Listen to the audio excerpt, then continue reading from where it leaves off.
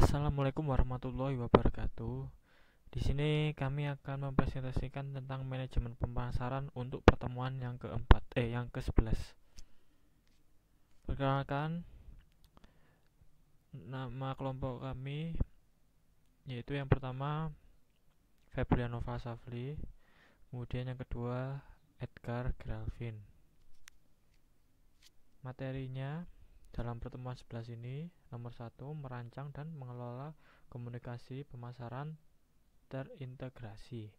Kemudian yang kedua, mengelola komunikasi massa seperti iklan, promosi penjualan, acara pengalaman, serta hubungan masyarakat. Kemudian yang ketiga, mengelola komunikasi pribadi, itu pemasaran langsung dan interaktif, berita dari mulut ke mulut, dan penjualan personal. Untuk yang pertama yaitu merancang dan mengelola komunikasi pemasaran terintegrasi. Poin-poinnya yaitu pertama, tujuan komunikasi, jenis saluran komunikasi, alat komunikasi, dan keputusan yang diambil.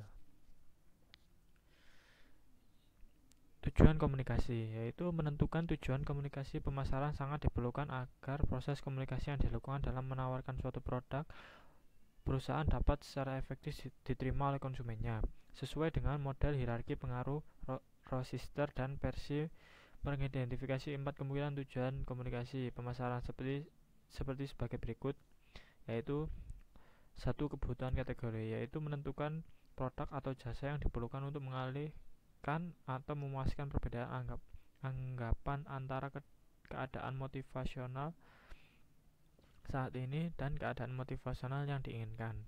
Kemudian yang kedua yaitu keadaan merek, yaitu kemampuan untuk mengidentifikasi merek dalam kategori yang cukup rinci untuk melakukan pembelian. Kemudian pengakuan lebih mudah dicapai dengan ingatan konsumen dibandingkan ingatan konsumen. Kemudian yang ketiga yaitu sikap merek, yaitu mengevaluasi merek dengan memperhatikan kemampuan anggapannya untuk memenuhi kebutuhan relevan saat ini. Kebutuhan merek relevan mungkin berorientasi negatif atau berorientasi positif, atau gratifikasi indera, stimulasi intelektual, atau persetujuan sosial. Kemudian yang keempat yaitu maksud pembelian merek, instruksi mandiri untuk membeli merek atau mengambil tindakan yang berhubungan dengan pembelian, tawaran promosi dalam bentuk kupon atau penawaran 2 untuk 1 mendorong konsumen melakukan komitmen mental untuk mengambil produk. Kemudian yang kedua, jenis saluran komunikasi, yaitu saluran komunikasi pemasaran pada dasarnya dapat dibedakan menjadi dua, antara lain saluran komunikasi pribadi dan saluran komunikasi non-pribadi. Saluran komunikasi pribadi atau personal communication channel adalah dua orang atau lebih berkomunikasi melalui tatap muka, telepon, email. Di sini kita dapat menarik perbedaan antara saluran komunikasi, penasihat ahli, dan sosial. Studi yang dilakukan oleh Burson Metzler dan Proper Worldwide menentukan bahwa rata-rata berita dari mulut ke mulut seseorang cenderung berpengaruh pada sikap pembeli dan dua orang lainnya. Jadi, Kotler dan Keller mengatakan bahwa komunikasi pribadi berpengaruh pada situasi, yaitu pada saat harga tinggi akan berpengaruh kurang bagus karena berisiko konsumen tidak mau beli, dan sebaliknya yang jelas sering orang meminta rekomendasi terhadap suatu produk dan seorang atau beberapa orang lainnya. Kemudian saluran komunikasi non-pribadi, yaitu saluran komunikasi yang diarahkan kepada banyak orang, misalnya melalui media, promosi penjualan, acara-acara tertentu, serta hubungan masyarakat. Saluran komunikasi melalui hubungan masyarakat pada prinsipnya meliputi dua arah, yaitu bersifat internal ditujukan kepada staf atau seluruh pegawai, dan secara eksternal ditujukan kepada masyarakat luas sebagai pasar sasaran. Kemudian alat komunikasi.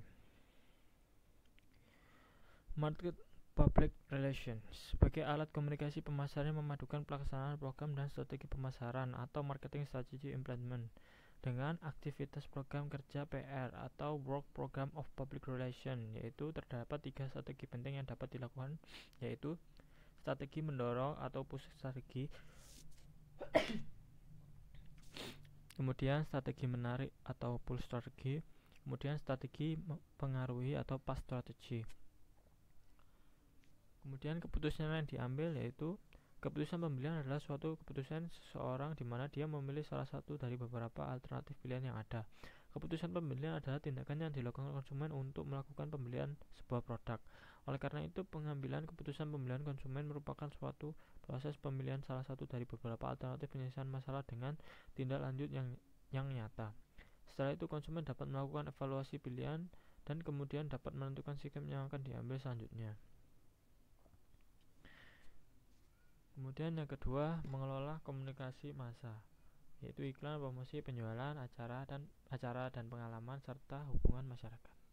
Poin-poinnya yaitu 1. Mengembangkan dan mengelola program iklan. Kemudian 2. Memutuskan media dan mengukur efektivitas. Kemudian yang ketiga itu promosi penjualan. Keempat, acara dan pengalaman. Kelima, hubungan masyarakat.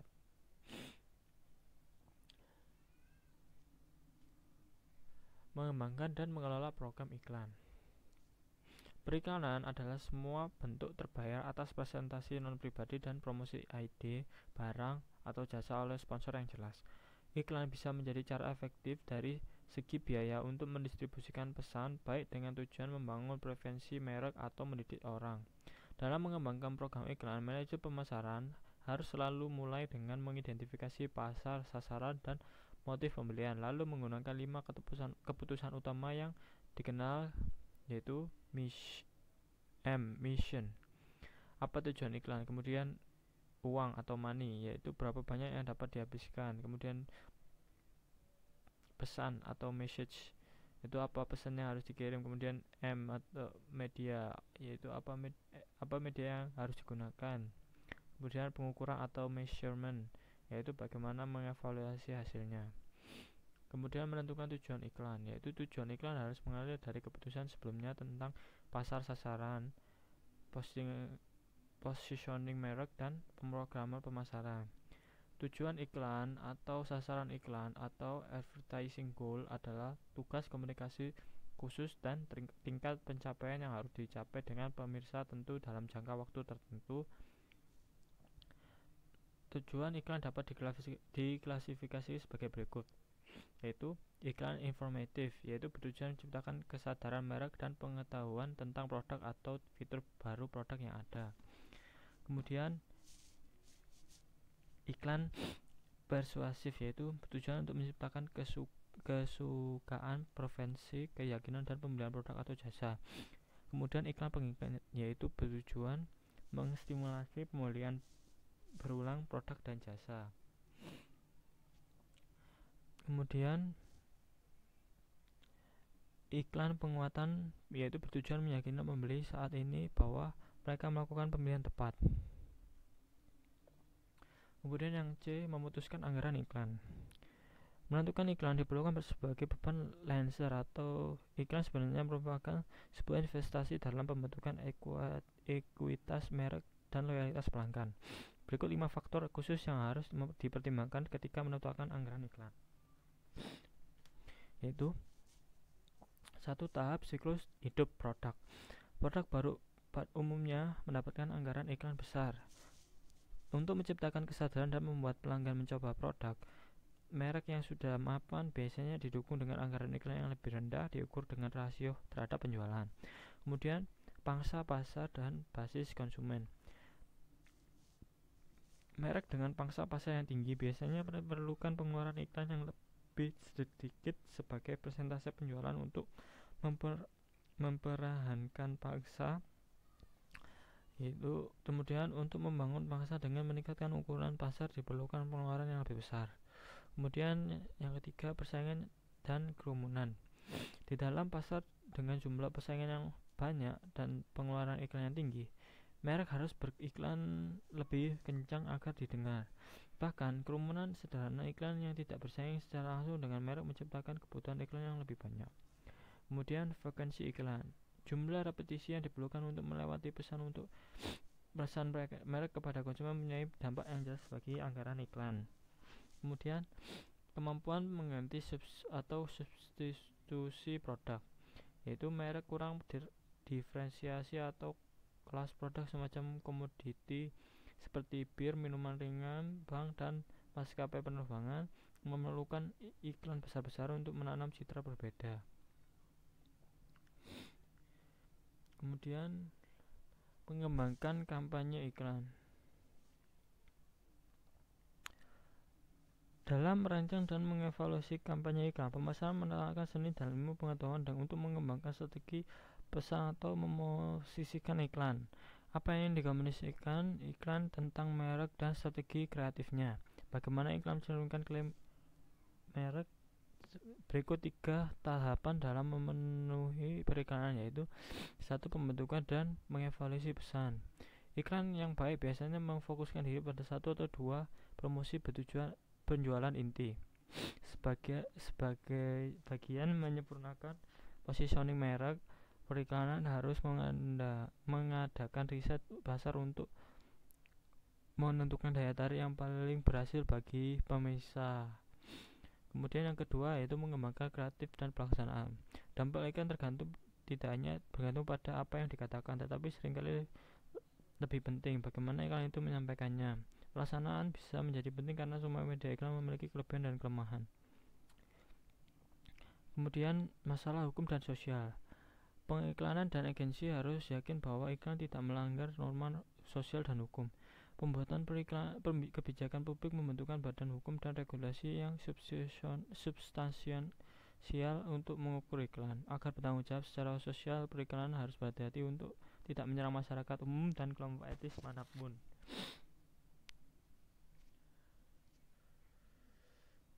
Kemudian memutuskan media dan mengukur efektivitas. Yang pertama yaitu memutuskan jangkauan dan frekuensi dan dampak. Pemilihan media atau media selection adalah proses menentukan media yang paling efektif, biaya untuk menghantarkan jumlah dari jenis paparan yang menghasilkan paparan kepada pemirsa sasaran. Tugas berikut adalah menentukan berapa banyak paparan yang akan menghasilkan tingkat kesadaran pemirsa yang bergantung pada jalur jangkauan atau R, yaitu jumlah berbagai orang atau rumah tangga yang terpapar jadwal media tertentu setidaknya 1 kali sepanjang periode waktu tertentu. Kemudian F atau frekuensi, jumlah beberapa kali dalam jangka waktu tertentu di mana rata-rata orang atau rumah tangga terpapar pesan. Kemudian dampak atau I, yaitu nilai kualitatif paparan melalui media tertentu. Kemudian yang kedua, memilih jenis media utama. Untuk perencanaan media harus mengetahui kapasitas jenis media iklan utama untuk mengantarkan jangkauan, frekuensi, dan dampak. Dalam pembuatan pilihannya, perencanaan media harus mempertimbangkan variabel seperti berikut. Kebiasaan pemirsa media sasaran, yaitu radio dan televisi adalah media yang paling efektif untuk menjangkau remaja. Kemudian karakter produktif, yaitu jenis media mempunyai potensi berbeda untuk mendemonstrasi visualisasi, penjelasan, tingkat kepercayaan, dan warna. Produk teknologi tinggi memerlukan presentasi dinamis seperti kamera digital, mesin cetak, atau telepon seluler yang paling baik ditampilkan di TV. Kemudian karakter pesan, batasan waktu dan kandungan informasi yang mempengaruhi pilihan media. Kemudian biaya, yaitu biaya iklan di TV sangat mahal sementara iklan surat kabar relatif murah. Yang diperhitungkan adalah biaya per ribuan paparan. Kemudian alternatif pilihan iklan atau yang ketiga yaitu preset, memperhatikan berkurangnya efektivitas televisi akibat peningkatan keuntungan komersial yang semakin meningkat akibat kedatangan PVR seperti TiVo, tingkat tontonan yang lebih rendah akibat pertumbuhan TV kabel dan TV satelit serta DVD dan VCR. Kemudian selanjutnya biaya iklan TV meningkat lebih cepat dibandingkan biaya media, sehingga pemesan mencari berbagai media alternatif seperti iklan tempat, kemudian mengevaluasi media alternatif. Yang keempat yaitu memilih sasaran media khusus, yaitu dalam mengambil pilihan perencanaan harus bergantung pada layanan pengukuran yang memberikan perkiraan ukuran pemirsa, komposisi, dan biaya media. Ukuran pemirsa mempunyai beberapa kemungkinan ukuran, yaitu sirkulasi atau jumlah unit fisik yang membawa iklan. Kemudian pemirsa yaitu jumlah orang yang terpapar dalam sarana. untuk menentukan jumlah pemisahannya lebih besar dibandingkan sirkulasi sarana tersebut. Kemudian pemisah efektif, yaitu jumlah orang yang karakteristik pemisah sasaran yang terpapar kendaraan tersebut. Kemudian pemisah yang terpapar iklan efektif, yaitu jumlah orang yang karakteristik pemisah sasaran yang benar-benar melihat iklan. Kemudian yang kelima yaitu memutuskan penentuan waktu dan alokasi media. Itu dalam memilih media, periklanan menghadapi masalah penentuan jadwal makro dan jadwal mikro. Masalah penentuan jadwal makro meliputi penentuan jadwal iklan dalam hubungannya dengan musim dan siklus bisnis. Sedangkan masalah penentuan jadwal mikro memerlukan pengalokasian pengeluaran iklan dan jangka waktu pendek untuk memenuhi dampak maksimum. Dalam meluncurkan produk baru, periklanan harus memilih di antara konstituitas, konsentrasi, bestseller, dan keberdenyut. Kemudian yang keenam yaitu mengevaluasi efektivitas iklan. Sebagian besar periklanan berusaha mengukur pengukuran komunikasi sebuah iklan, yaitu pengaruh potensial terhadap kesadaran pengetahuan atau preferensi. Mereka juga ingin mengukur pengaruh perubahan iklan ini berupa riset pengaruh komunikasi atau komunikasi efek riset, yaitu apa pesan utama yang Anda dapat dari iklan ini. Kemudian menurut Anda apa yang diinginkan iklan untuk Anda ketahui, percaya, atau lakukan. Kemudian seberapa besar kemungkinan iklan untuk mempengaruhi Anda untuk melakukan tindakan, dan lain-lain.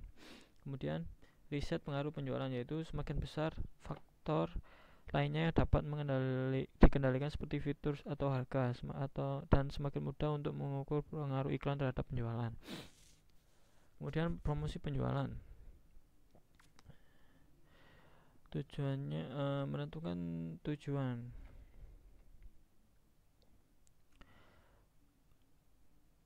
Yaitu tujuan promosi penjualan diturunkan dari tujuan promosi yang lebih luas yang diturunkan dari tujuan pemasaran dasar bagi produksi. Kemudian memilih alat promosi konsumen, yaitu perencanaan promosi harus mempertimbangkan jenis pasar, tujuan promosi penjualan, kondisi persaingan, dan efektivitas biaya setiap alat. Kemudian memilih alat promosi dagang, yaitu produsen menggunakan sejumlah alat promosi dagang, yaitu penurunan harga dari harga di faktor atas harga resmi. Kemudian insentif atau allowance, yaitu jumlah yang ditawarkan untuk mendapatkan kesepakatan pengecer digunakan guna menampilkan produk produsen dengan beberapa cara. Kemudian barang gratis, yaitu menawarkan tambahan kepada perantara yang membeli dalam kuantitas tertentu untuk menampilkan rasa dan ukuran tertentu. Kemudian memilih alat promosi dagang. Memilih alat promosi tenaga penjualan dan bisnis. Perusahaan menghabiskan miliaran dolar untuk bisnis dan alat promosi tenaga penjualan untuk memberikan petunjuk bisnis, memberikan kesan dan penghargaan pada pelanggan, serta memotivasi tenaga penjualan untuk melakukan usaha yang lebih besar. Berikut alat promosi tenaga penjualan dan bisnis utama, yaitu pemasaran dagang dan konvensi, yaitu asosiasi industri mengadakan pemasaran dagang dan konvensi tahunan dengan mengharapkan beberapa manfaat termasuk menghasilkan arahan penjualan baru. Kemudian konter penjualan, yaitu untuk mendorong tenaga penjualan atau penyalur meningkatkan hasil penjualan mereka sepanjang periode yang ditentukan. Kemudian iklan khusus, yaitu terdiri dari barang murah yang bermanfaat serta mencantumkan nama dan alamat perusahaan, dan kadang-kadang pesan iklan disampaikan bila niaga ke calon pelanggan dan pelanggan. Kemudian mengembangkan program. Dalam merencanakan program promosi penjualan, pemasaran semakin membawa beberapa media ke dalam konsep kampanye tulis seperti promosi, kemudian pengujian awal dan pengimplementasian pengendalian dan pengembangan program, yaitu meskipun sebagian besar program promosi penjualan dirancang berdasarkan pengalaman, pengujian awal dapat menentukan apakah sarana itu sudah tepat. Kemudian acara dan pengalaman itu dengan menjadi bagian dari alat yang cukup pribadi dalam kehidupan konsumen yang dapat memperluas dengan memperdalam hubungan perusahaan dengan pasar sasaran. Tujuan acara yaitu Pemasaran memberikan sejumlah alasan untuk memasarkan acara, yaitu 1. Mengidentifikasi pasar sasaran atau gaya hidup tertentu. Kemudian 2. Meningkatkan kesadaran perusahaan atau nama merek produk. Kemudian menciptakan atau memperkuat persepsi tentang asosiasi merek citra kunci. Kemudian yang keempat, memperkuat citra korporat, yaitu kemudian 5. Menciptakan pengalaman dan membagikan perasaan. Kemudian 6. Mengekspresikan komitmen terhadap komunitas atau masalah sosial. Kemudian 7. Menghibur klien kunci atau memberi penghargaan pada karyawan kunci. Kemudian 8. Menciptakan penjualan barang dan dagangan atau peluang promosi. Keterusan pemberian sponsor pembelian sponsor yang berhasil memerlukan 1. Memilih acara, 2. Merancang program pembelian sponsor, 3. Mengukur kegiatan pembelian sponsor, dan 4. Menciptakan pengalaman. Kemudian hubungan masyarakat, itu yang pertama, memasarkan hubungan masyarakat atau marketing public relation atau MPR. Banyak perusahaan beralih ke MPR untuk mendukung promosi yang ditentukan citra produknya atau korporat. Nama lain dari MPR adalah publikasi atau provision, yaitu tugas mengamankan ruang editorial berlawanan dengan ruang berbayar, yaitu MPR bukan sekedar publisher sederhana dan memainkan peran penting dalam tugas berikut, yaitu meluncurkan produk baru, reposisi produk dewasa, membangun minat dan kategori produk, mempengaruhi kelompok sasaran tertentu, mempertahankan produk yang menghadapi masalah publik. Kemudian keputusan utama dalam pemasaran humas, yaitu 1. Menentukan tujuan. MPR dapat membangun kesadaran dengan menempatkan cerita di media untuk membawa perhatian kepada produk, jasa, orang, dan organisasi atau ide. Kemudian memilih pesan dan sasaran. Tantangannya adalah menciptakan berita. Ide humas meliputi pelaksanaan konvensional akademis utama, mengandung pembicaraan ahli dan selebriti, dan mengembangkan konvensi berita. Kemudian 3.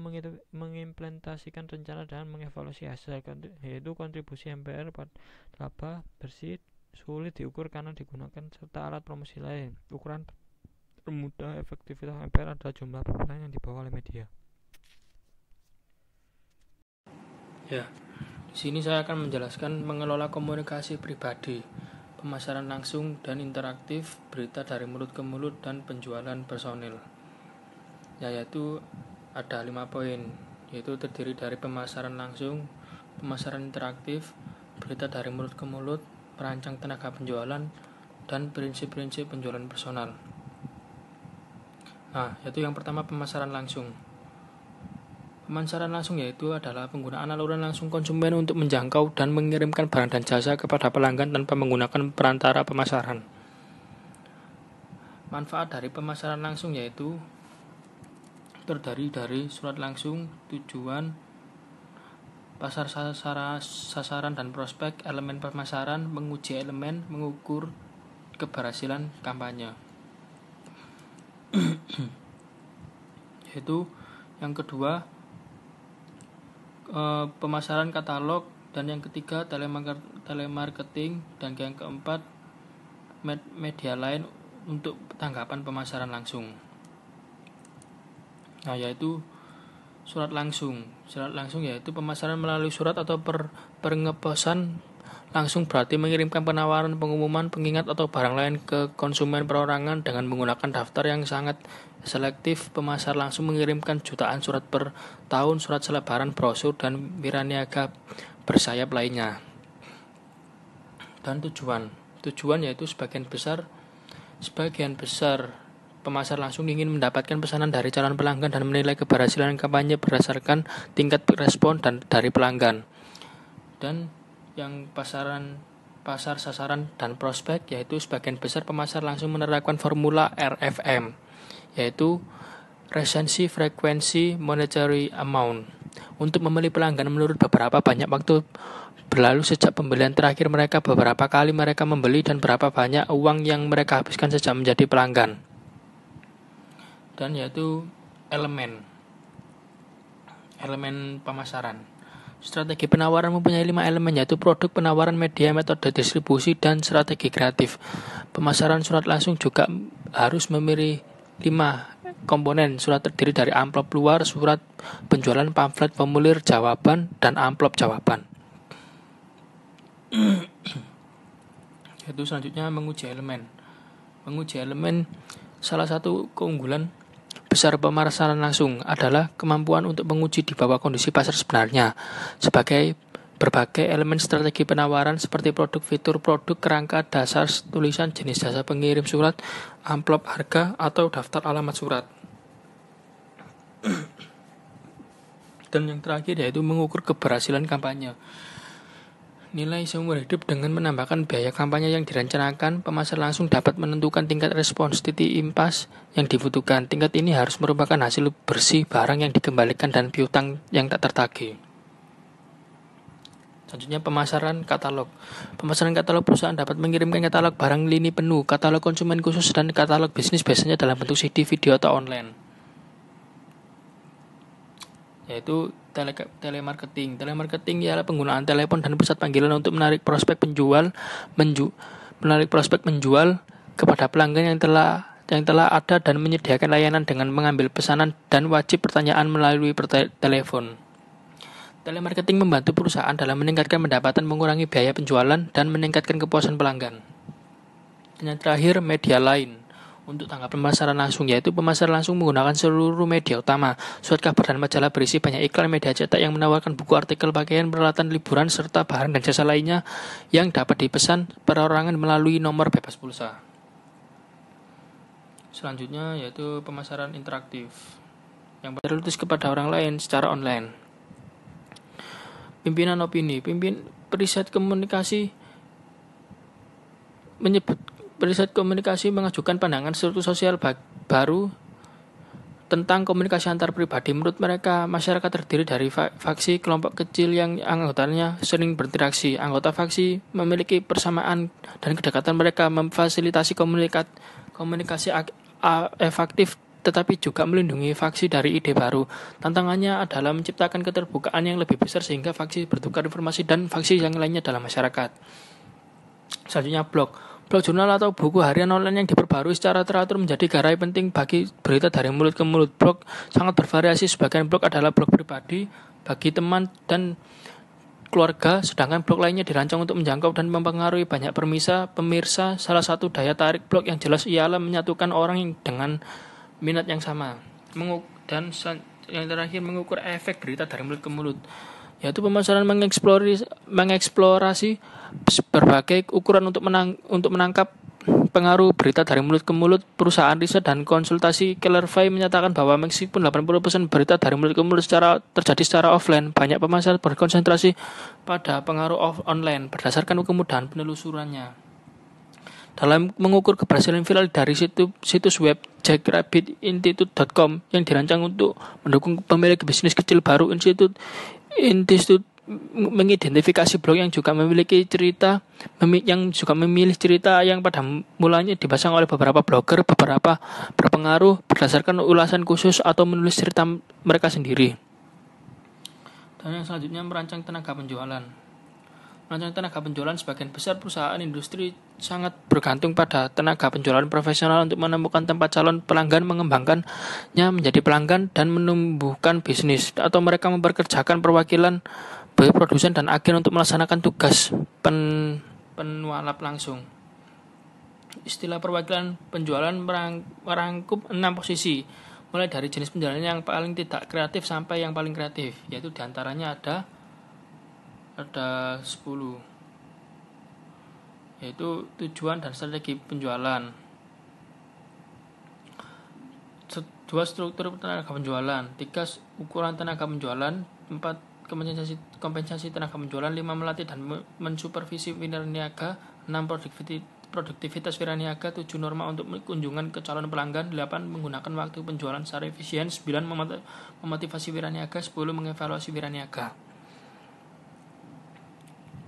Tujuan dan strategi penjualan. Wiraniaga harus tahu bagaimana mendiagnosis masalah pelanggan dan mengajukan solusi. Mereka harus menunjukkan kepada calon pelanggan bahwa perusahaan yang mereka wakili dapat membantu meningkatkan profitabilitas pelanggan.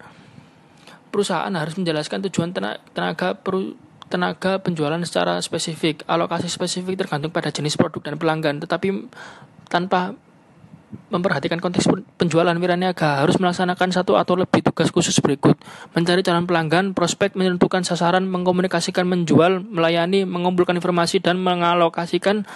Perusahaan harus menempatkan tenaga penjualan secara strategis sehingga mereka mengunjungi pelanggan yang tepat pada saat yang tepat dan cara yang tepat. Yaitu selanjutnya struktur tenaga penjualan. Strategi struktur tenaga penjualan mempunyai implikasi bagi strukturnya. Perusahaan yang menjual satu lini produk ke satu industri pengguna akhir ini dengan pelanggan di banyak lokasi akan menggunakan struktur teritorial. Beberapa perusahaan memerlukan struktur yang lebih kompleks. Ukuran tenaga penjualan. Setelah perusahaan menentukan jumlah pelanggan yang ingin dijangkaunya, perusahaan dapat menggunakan pendekatan beban kerja untuk menentukan ukuran tenaga penjualan. Kompensasi tenaga penjualan. Untuk menarik wiraniaga dan mensupervisi wiraniaga. Saat ini pelanggan mengharapkan wiraniaga yang mempunyai pengetahuan produk yang dalam menambah ide untuk meningkatkan cara kerja lapangan untuk melakukan investasi yang jauh lebih tinggi dalam pelatihan penjualan. Perusahaan bervariasi dalam seberapa dekat mensupervisi wiraniaga. Produktivitas wiraniaga. Beberapa riset menunjukkan wiraniaga saat ini menghabiskan terlalu banyak waktu untuk melakukan penjualan ke pelanggan kecil yang kurang menguntungkan dan tidak memusatkan perhatian pada pelanggan besar yang lebih menguntungkan.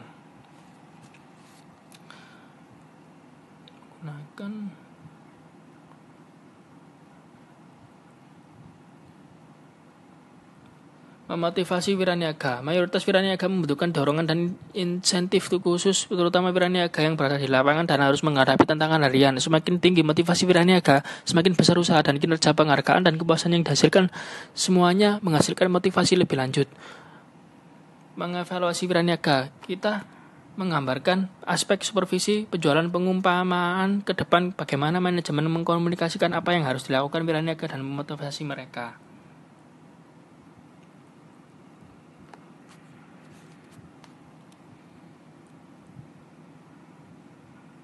Menggunakan waktu penjualan secara efisien, yaitu wiraniaga terbaik adalah wiraniaga yang mengelola waktu mereka dengan efisien.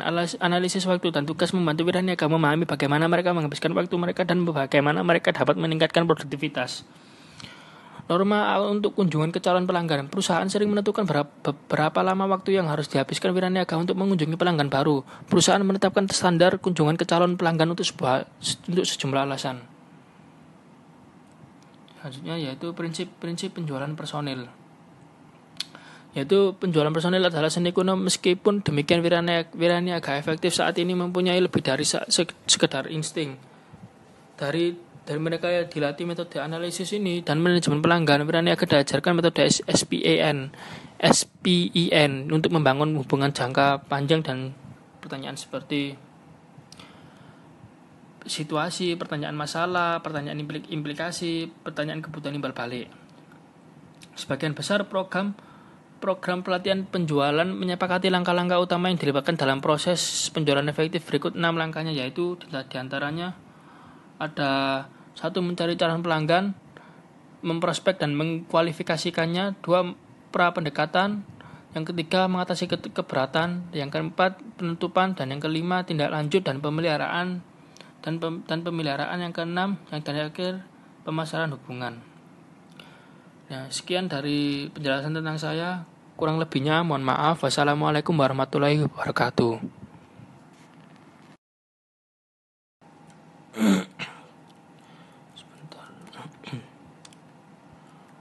Pemasaran interaktif, yaitu saluran terbentuk untuk berkomunikasi dan menjual secara langsung ke pelanggan. Ialah saluran elektronik internet menyediakan peluang kepada pemasar dan konsumen untuk interaksi dan individualisasi yang jauh lebih besar. Keunggulan dan kelemahan. Pemasaran interaktif menawarkan manfaat unik. Perusahaan dapat mengirimkan pesan khusus yang melibatkan konsumen dan mencerminkan minat dan perilaku khusus mereka. Web menawarkan keunggulan, penempatan kontekstual dan membeli iklan di situs yang berhubungan dengan penawaran pemasar. Konsumen ringan media lain, terutama televisi, dapat dijangkau secara online.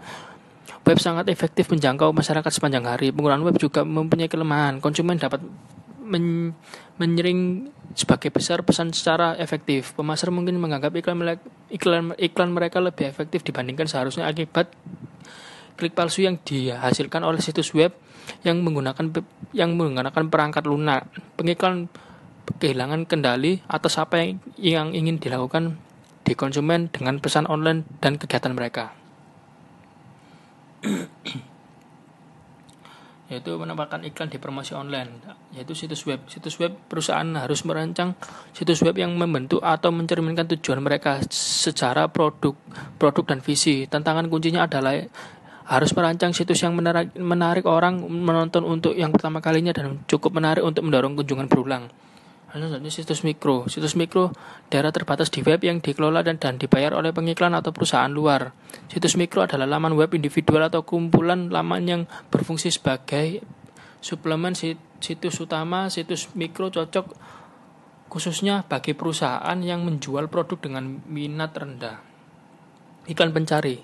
Iklan pencari area yang tumbuh dengan cepat dalam pemasaran interaktif adalah iklan pencari berbayar atau paid search atau iklan berbayar, paid promote yang mempresentasikan 40% dari semua iklan online. Dan iklan tampilan. Iklan tampilan atau iklan spanduk adalah kotak kecil persegi yang berisi teks dan mungkin gambar yang dibayar perusahaan untuk memasang iklan di situs web yang berkaitan. Dan iklan antara. Iklan antara iklan yang sering dilengkapi video atau animasi yang muncul antara perubahan pada situs web. Iklan dan video khusus internet. Dengan situs konten yang dibuat pengguna seperti YouTube, MySpace Video, dan Google, konsumen dapat pengiklan memuat iklan dan video untuk dibagikan ke jutaan orang. Pemberian sponsor. Banyak perusahaan memasang namanya di internet dengan mensponsori konten khusus di situs web yang berisi berita, informasi keuangan, dan seterusnya. Tempat terbaik untuk pemberian sponsorship ialah di situs yang diarahkan dengan baik dan menawarkan informasi atau jasa relevan. Sponsor membayar untuk memperlihatkan konten itu dan selanjutnya mendapatkan pengakuan sebagai sponsor jasa tertentu di situs tersebut. Aliansi. Ketika suatu perusahaan internet bekerjasama dengan perusahaan lain, mereka saling mengiklankan satu sama lain melalui aliansi dan program afiliasi. Dan selanjutnya berita dari mulut ke mulut. Jaringan sosial yang seperti MySpace dan Facebook menjadi kekuatan penting bagi dalam pemasaran bisnis ke konsumen maupun pemasaran bisnis ke bisnis. Aspek kunci jaringan sosial adalah berita dari mulut ke mulut, word of mouth, serta jumlah dan sifat percakapan dan komunikasi antara berbagai pihak. Berita dari mulut ke mulut bisa sangat efektif untuk bisnis kecil yang di dalamnya pelanggan dapat merasakan hubungan yang lebih pribadi. Yaitu diantaranya ada 4 poin: pemasaran boost dan viral, pimpinan